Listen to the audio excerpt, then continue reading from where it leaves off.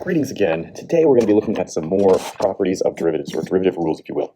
Now, today we're going to take a look at what happens when we have something that is a product or a quotient of two functions.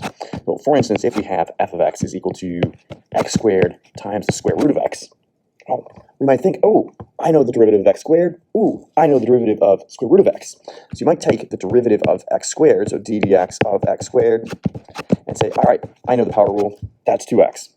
You might be thinking, oh, I know the derivative of square root of x, because that is x to the 1/2, and I'm going to apply the power rule, and I get 1/2 x to the negative 1. Negative 1/2, excuse me.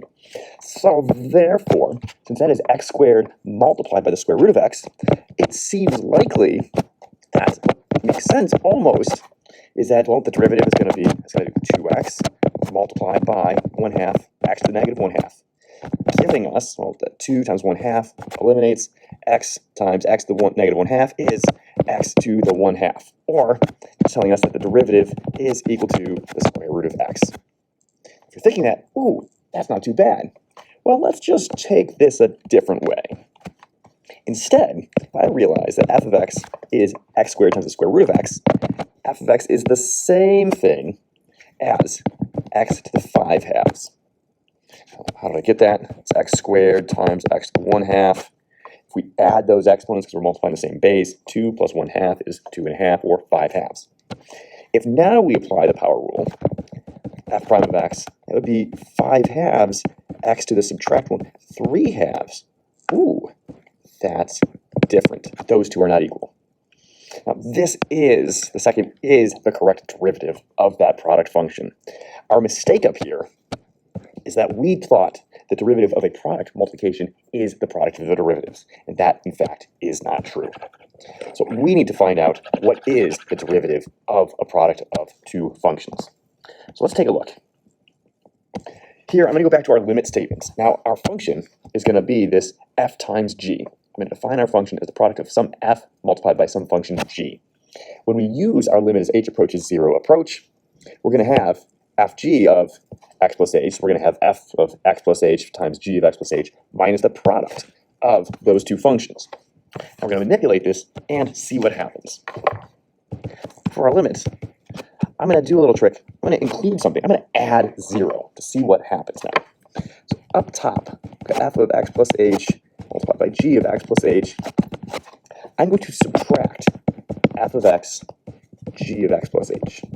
But I can't just do that on its own. I also have to add the same thing, because that way nothing has been enhanced, created, no value has been changed.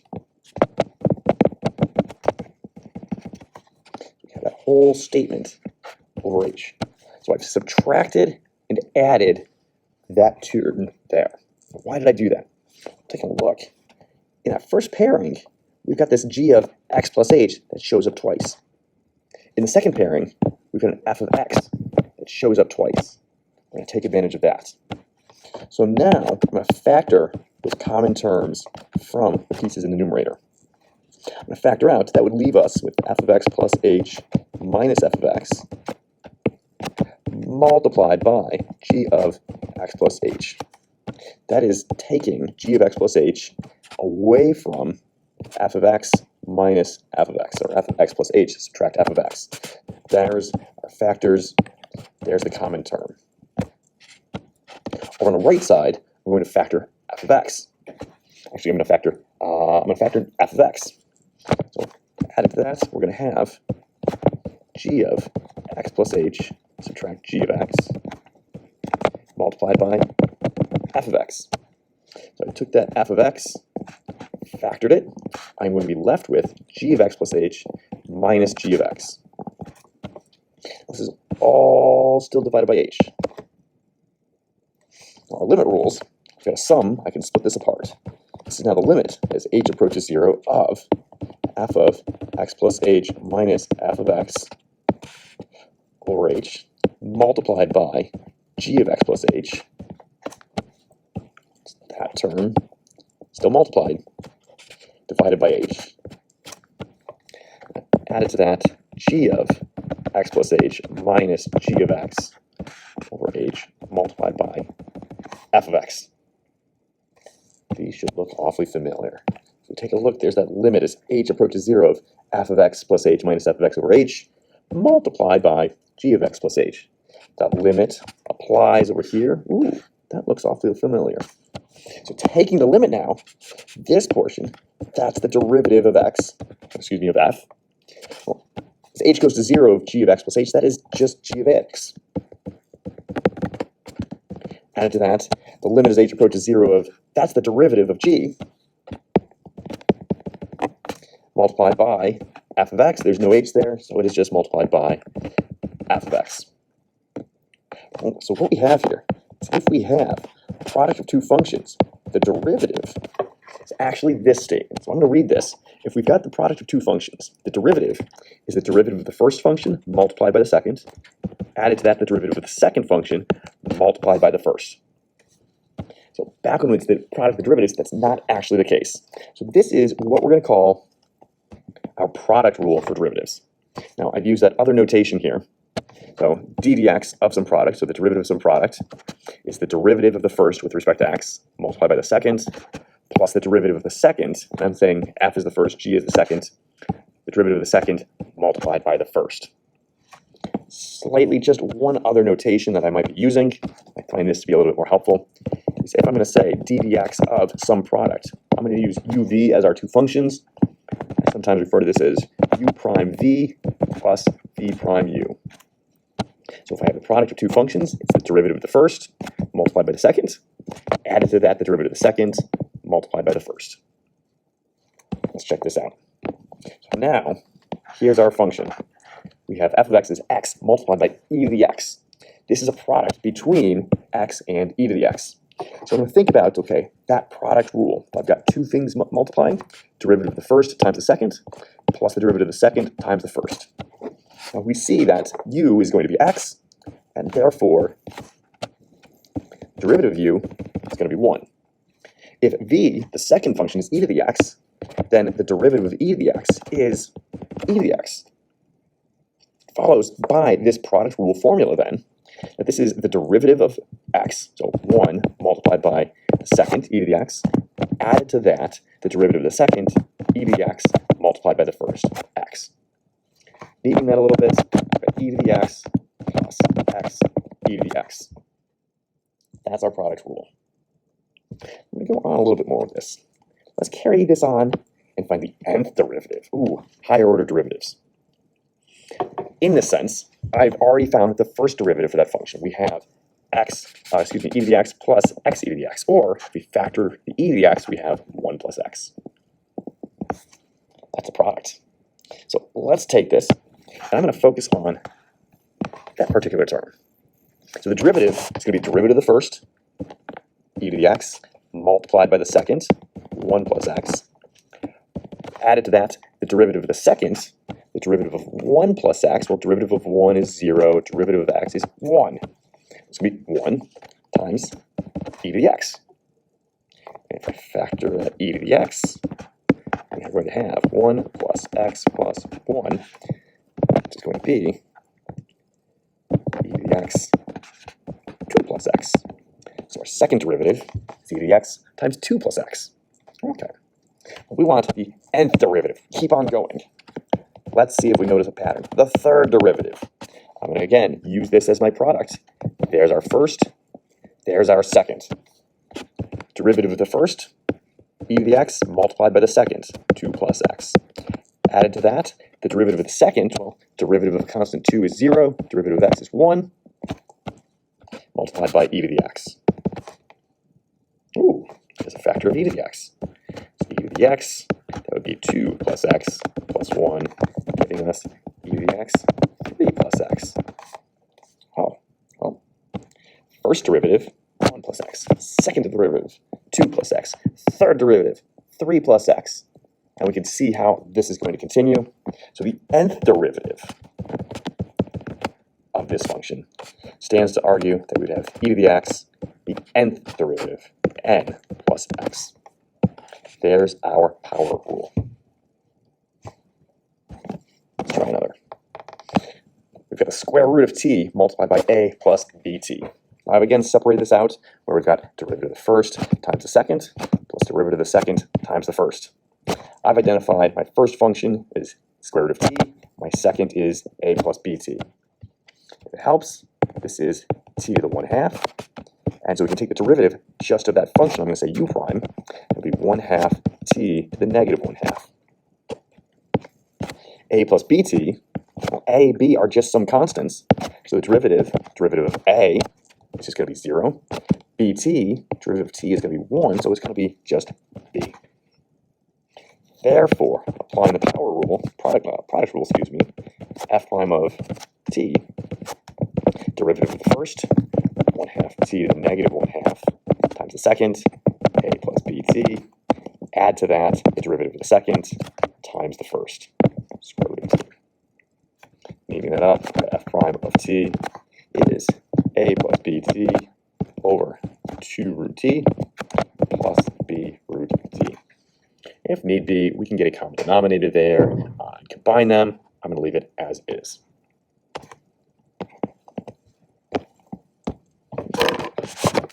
Taking a look, here we don't have a secondary function.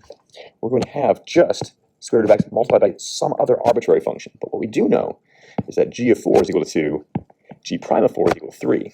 We're actually trying to find the derivative of f, our function, at some value 4. So we know that, or I'm going to designate that u is square root of x, v is g of x.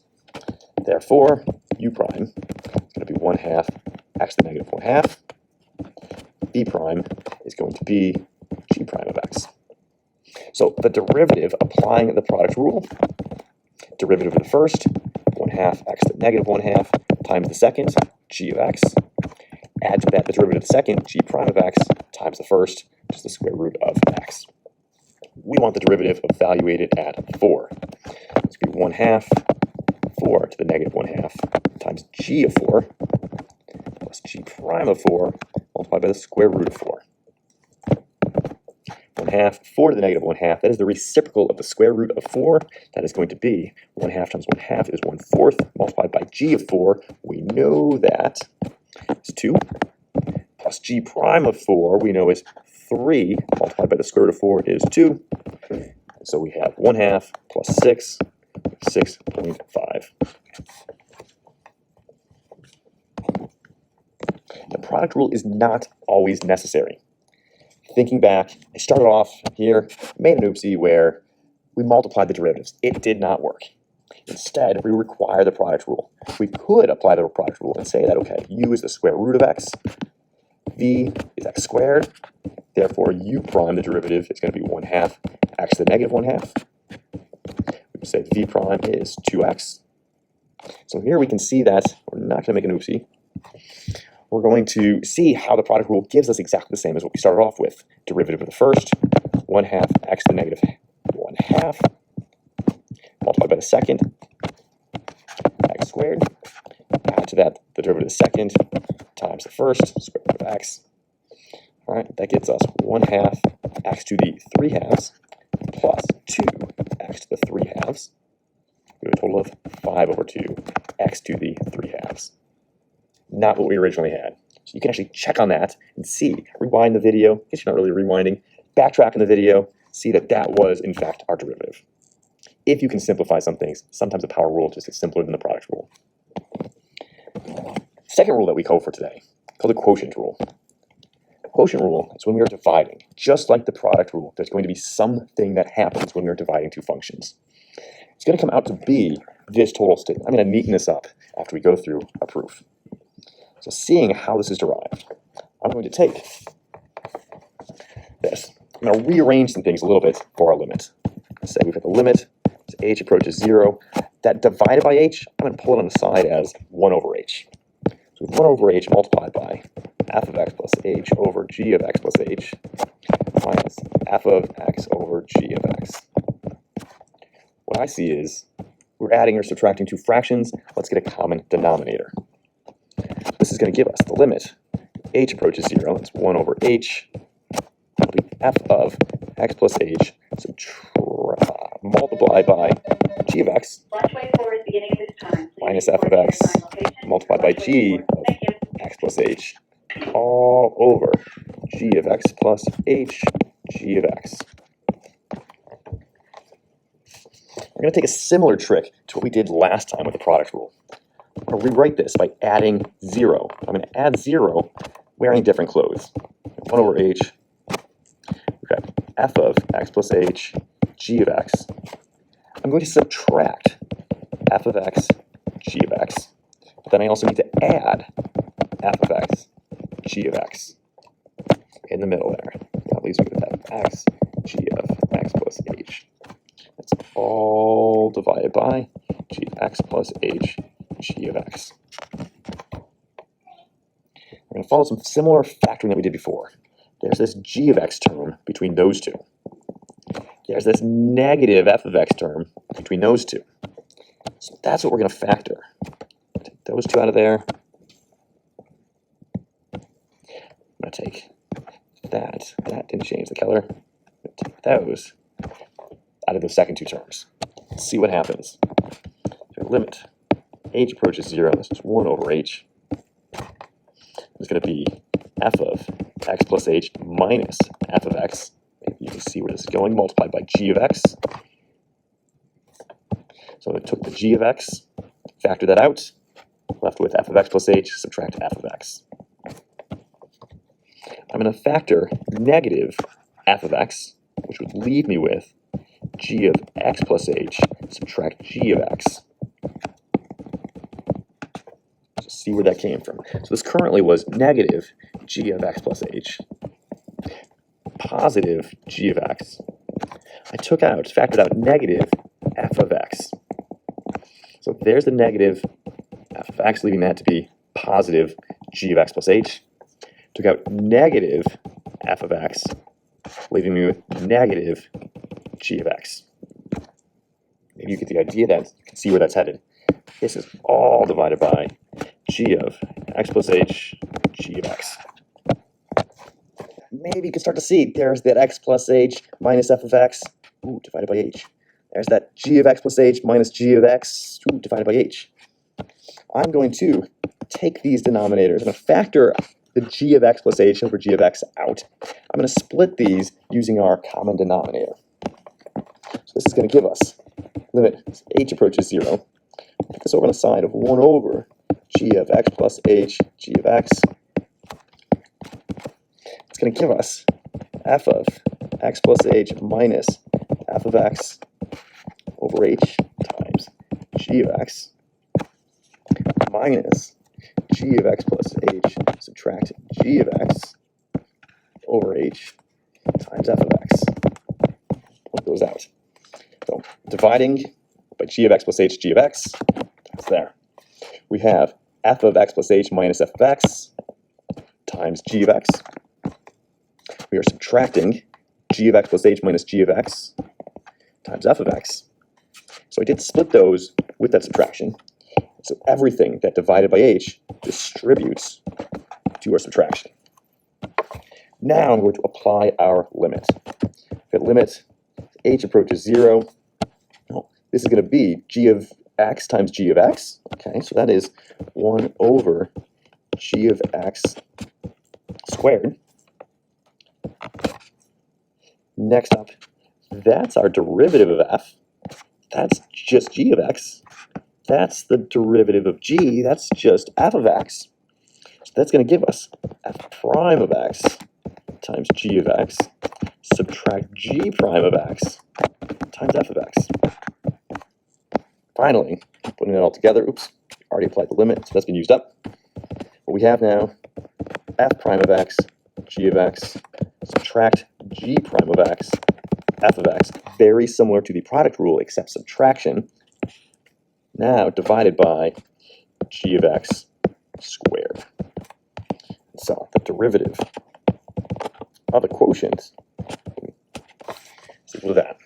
The way I think about this, if we have f divided by g, it's the derivative of the top times the bottom, subtract the derivative of the bottom times the top, all over the bottom squared. Alternative notation, if I think d dx of some u divided by v, I might denote this as u prime v, subtract v prime u, all over v squared. That's our quotient rule. I tend to think about it in these two forms. all of our notation its glory is up top. Same exact thing. Derivative of the top function times the bottom. Subtract the derivative of the bottom function times the top, all over the bottom function squared. Let's put this into action. Here, years past, maybe we would have divided this out. We can't actually divide that into anything. So we can actually find the derivative of this rational expression. I'm going to look at, I've got the numerator is at x squared plus x minus 2. The denominator is x cubed plus 6. So I've split it apart using my u v notation. U being that, u prime, power rule, is going to be 2x plus 1. Derivative of the bottom, v prime, is going to be 3x squared. Therefore, the derivative of this function, I'm going to have the derivative of the top, so u prime, is 2x plus 1 multiplied by the bottom, x cubed plus 6. Subtract the derivative of the bottom, 3x squared multiplied by the top, x squared plus x minus 2, all over the denominator squared. X cubed plus 6 quantity squared. That's it. Done. Leave it. Let's find the equation of a tangent line to the curve at a particular point. So here we've got e to the x over 1 plus x squared. I'm going to identify that my numerator, my top, is e to the x. Our denominator is 1 plus x squared.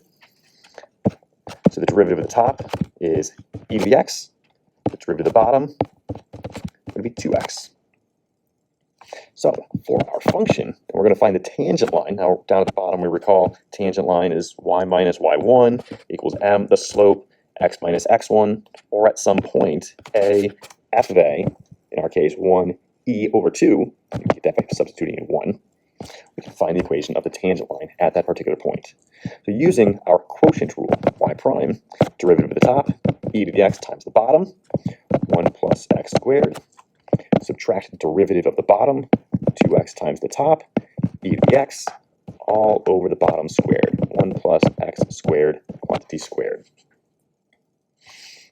If that's our derivative, f prime of x, we want f prime of 1.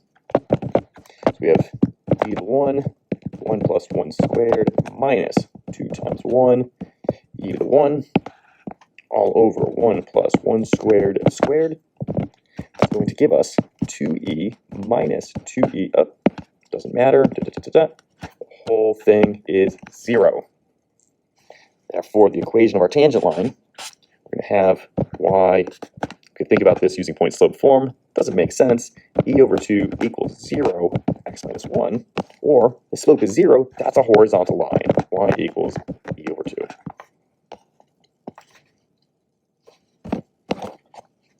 Quotient rule is not always necessary. Here I've got an example where we're dividing by x. Let's rewrite that. What we can do is we can distribute that division amongst our different terms. So I can rewrite this as, well, 3x squared over x is 3x plus 2x to the 1/2 over x. Well, subtract those exponents, that's going to be 2x to the negative 1/2. I can just apply the power rule to find that derivative rather than the quotient rule. We have 3 plus minus x to the negative 3 over 2. I'm not going to even go through the quotient rule. You can try it to see that it is in fact the same. Now, pulling everything together, this is what we have so far for our differentiation formulas. Derivative of a constant is always 0. We have our power rule. We have raised to some exponent, variable raised to an exponent. We're going to multiply by the exponent, subtract 1 from the exponent. Derivative of our exponential base, e to the x, is e to the x. When we have a constant multiple, we just multiply the derivative. Sum or difference, we can just take the derivative of each individually. We've got our product rule. Derivative of the first times the second, plus the derivative of the second times the first. And lastly, now we've got our quotient rule. We've got the top and the bottom. So the derivative of the top times the bottom, subtract the derivative of the bottom times the top, all over the bottom squared. Get ready. We're going to have some fun with this.